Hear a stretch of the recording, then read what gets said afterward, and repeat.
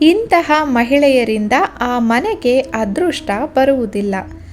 ಕೆಲವು ಮಹಿಳೆಯರಿಗೆ ಗಂಡ ಮಕ್ಕಳು ಎನ್ನುವ ಕಾಳಜಿ ಗಮನ ಇರುವುದಿಲ್ಲ.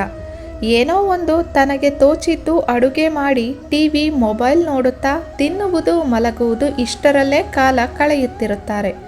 ನೀವು ಅಂದ್ಕೋಬೋದು ಯಾರು ಇರ್ತಾರೆ ಈ ರೀತಿ ಅಂತ. ಆದರೆ ನಿಮ್ಮ ಅಕ್ಕಪಕ್ಕದಲ್ಲೇ ಕೆಲವರು ಇರುತ್ತಾರೆ ನೋಡಿ. ಕೆಲವು ಮಹಿಳೆಯರು ಸ್ವಾರ್ಥ ಮನೋಭಾವನೆ ಹೊಂದಿರುತ್ತಾರೆ. ಎಲ್ಲವುದರಲ್ಲೂ ಇದು ನಂದು, ಊಟ ತಿಂಡಿ ಹಾಕುವ ಬಟ್ಟೆ ಉಪಯೋಗಿಸುವ ಎಲ್ಲ ವಸ್ತುಗಳಲ್ಲೂ ಇದು ನನ್ನದು ಎನ್ನುವ ಸ್ವಾರ್ಥ ಭಾವನೆ ಹೊಂದಿರುತ್ತಾರೆ. ಕೆಲವು ಹೆಣ್ಣು ಮಕ್ಕಳು ಆಡುವ ಮಾತಿನಲ್ಲಿ ಮಿತಿ ಇರುವುದಿಲ್ಲ. ತಮಗೆ ಇಷ್ಟ ಬಂದ ಹಾಗೆ ಬೇರೆಯವರ ಮನಸ್ಸಿಗೆ ನೋವಾಗಬಹುದೇನೋ ಎಂಬುದನ್ನು ಯೋಚಿಸದೆ ಬಾಯಿಗೆ ಬಂದ ಹಾಗೆ ಮಾತನಾಡುತ್ತಾರೆ. ಇವರು ಪ್ರತಿಯೊಬ್ಬರನ್ನು ಏಕವಚನದಲ್ಲಿ ಮಾತನಾಡಿಸುತ್ತಾರೆ.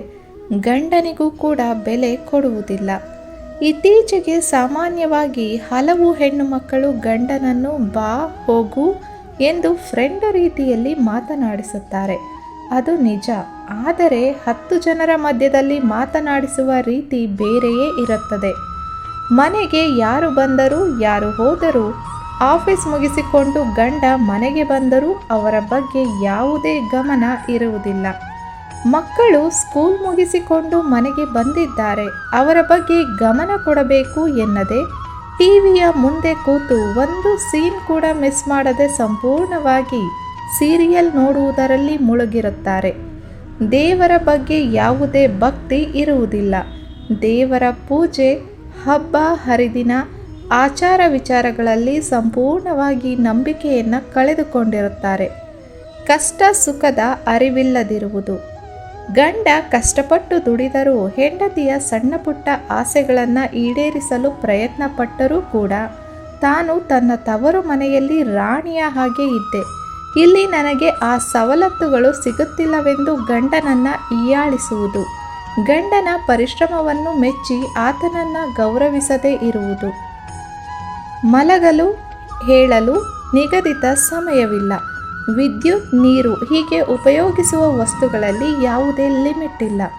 ಅಡುಗೆ ಮಾಡುವುದರಲ್ಲಿ ತಿನ್ನುವುದರಲ್ಲಿ ಯಾವುದೇ ಇತಿಮಿತಿ ಇರುವುದಿಲ್ಲ. ಮನೆಯ ಉಪಯೋಗಕ್ಕೆ ಬಳಸುವ ಸಾಮಗ್ರಿಗಳ ಬಗ್ಗೆ ಯಾವುದೇ ಅರಿವು ಇರುವುದಿಲ್ಲ.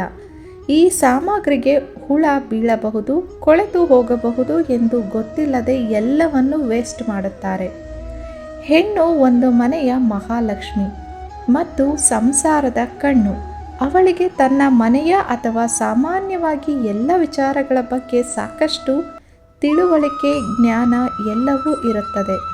ಆದಾಯ, ಖರ್ಚು, ಆಚಾರ ವಿಚಾರಗಳ ಬಗ್ಗೆ ಎಲ್ಲದರ ಬಗ್ಗೆ ಜ್ಞಾನ ಕೊಟ್ಟು ಸರಿಯಾಗಿ ತೂಗಿಸಿಕೊಂಡು ಹೋದರೆ ಮಾತ್ರ ಆ ಮನೆಯಲ್ಲಿ ಲಕ್ಷ್ಮಿ ಸದಾ ನೆಲೆಸಿರುತ್ತಾಳೆ. ಸ್ನೇಹಿತರೆ, ಮಾಹಿತಿ ನಿಮಗೆ ಇಷ್ಟವಾಯಿತೆಂದು ಭಾವಿಸುತ್ತೇನೆ. ಇನ್ನಷ್ಟು ಉಪಯುಕ್ತ ಮಾಹಿತಿಗಳನ್ನು ತಿಳಿಯಲು ಮಾಯಾವಿ ಮನಸ್ಸು ಚಾನಲ್ನ ಸಬ್ಸ್ಕ್ರೈಬ್ ಮಾಡಿಕೊಳ್ಳಿ.